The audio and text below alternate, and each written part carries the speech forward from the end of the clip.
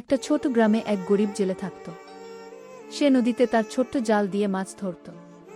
তার একটা ৮ বছরের ছেলে ছিল, খুব দুষ্টু আর সারাদিন খেলাধুলা করত। একদিন ছেলেটা নদীর ধারে ফুটবল খেলছিল।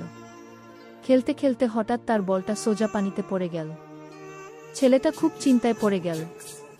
সে ছোট, তাই পানিতে নামতে ভয় পাচ্ছিল। আর তার বাবা তো সবসময় তাকে নদীর কাছে যেতে মানা করত।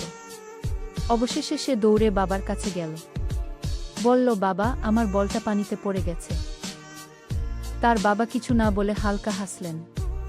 তারপর মাছ ধরার জাল নিয়ে নদীর ধারে গেলেন আর একদম মাছ ধরার মতো করে জাল ছুঁড়ে দিল। আর কিছুক্ষণ পর সেই জাল দিয়েই বলটা তুলে আনল। বলটা ফিরে পেয়ে ছেলেটা খুব খুশি হয়ে গেল।